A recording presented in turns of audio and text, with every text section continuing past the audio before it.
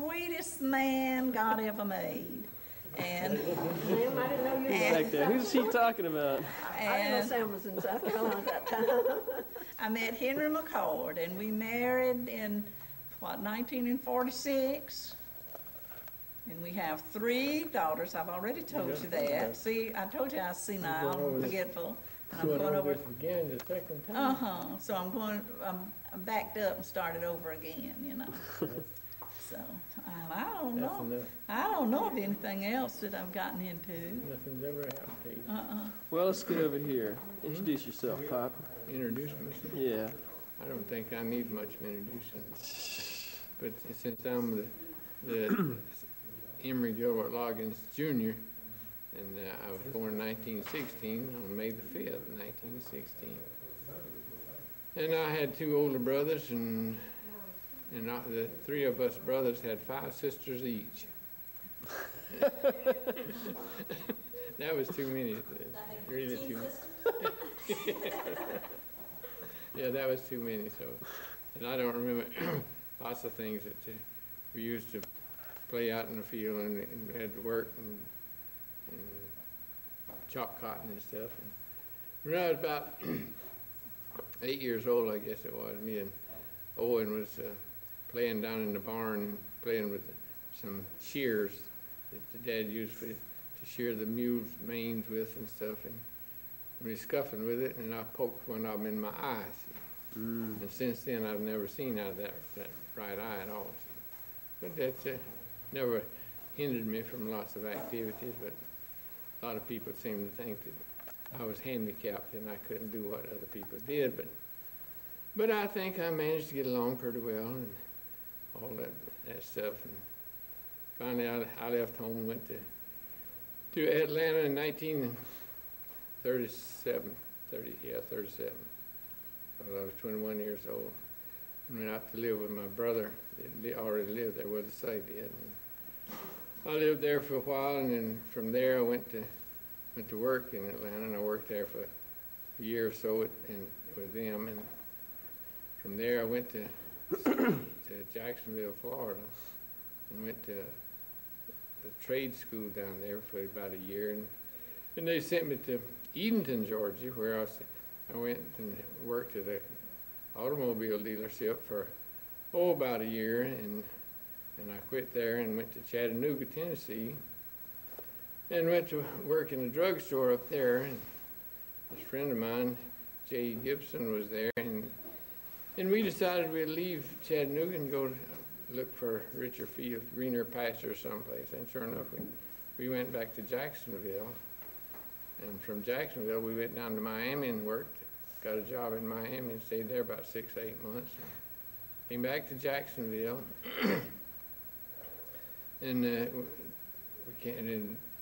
war came on about that time. And J.E. said we was going back to Chattanooga, so we went back to Chattanooga. And he enlisted in the Marine Corps, and I didn't pass on account of my eye. It was not up to par what they wanted. I couldn't see good enough. So anyway, and then I left Chattanooga and I came back to Atlanta and went to work at Georgia Tech. And I stayed at Georgia Tech then from, I was enrolled in night school there and went to work in the college cafeteria, and I worked there until the Army come along, said I had to come see them over at Fort Mac. So I went to Fort Mac. And from Fort Mac, I goofed off about 6 weeks, and they sent me to Camp Sibert, Alabama. And I stayed there about a year, a little over a year. They was going to shutting down some of the facilities there, and I was transferred to Fort Lewis, Washington. And I was up there about 6 or 8 months in the Army Construction Engineers. And I finished my training there, and they was going to send us overseas. And I was unlucky enough to meet June Benjamin. She was a school teacher there in the edge of Olympia.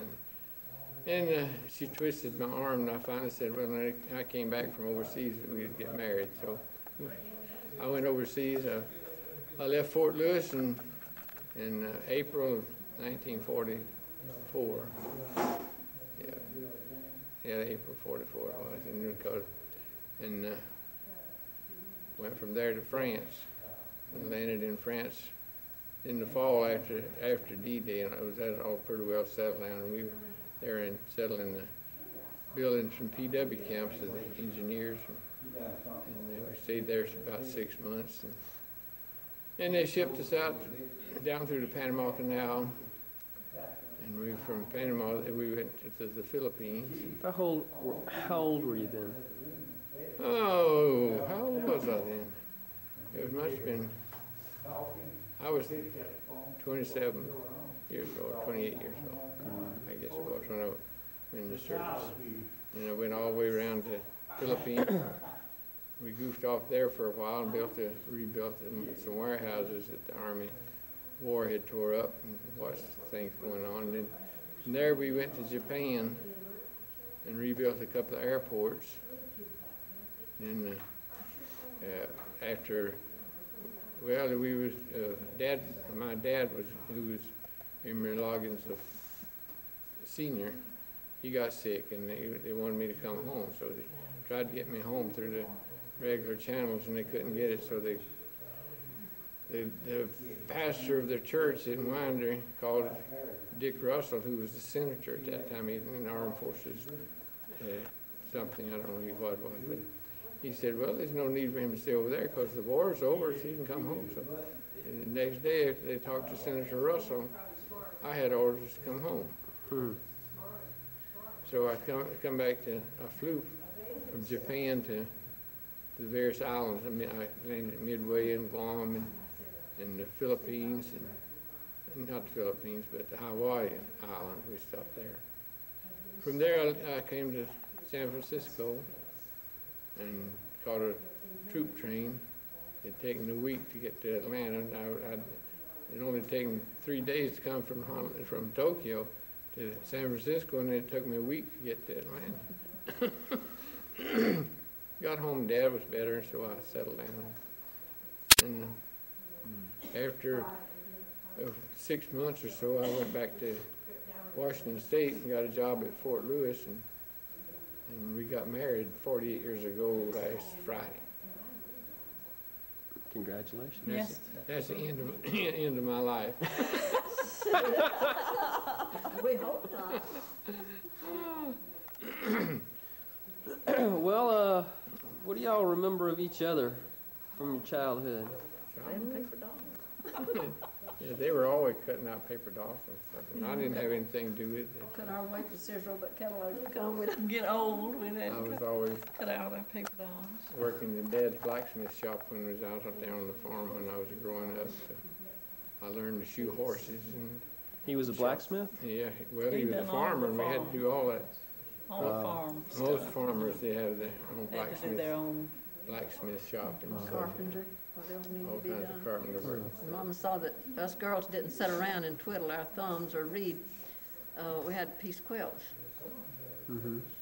And so, I don't remember how many quilts I had when I married, I had 5 that I had pieced and we had quilted. but I remember after Hope passed away, I had the 5 children and the 9 grandchildren at that time, and I started making quilts.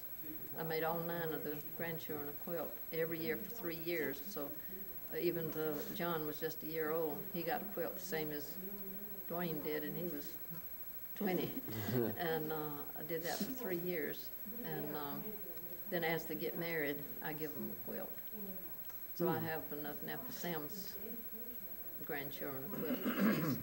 And I know Jeanette asked me one day, said, are you going to make your great-grandchildren quilts like you did your grandchildren? I said, no. I said, that's Grandma's job. But I do make them a baby quilt. You use the same kind of designs that No. your mother did, or? No, What kind of- when I was making them all the quilt, I made all 9 with the same pattern, different colors. Yeah. Same pattern. That's what I meant. What patterns you use? Well, just Do you know what it's called, or? the star and, Uh-huh. well, I don't know what all kind, Yeah. just. Her mother's had been in the quilt making business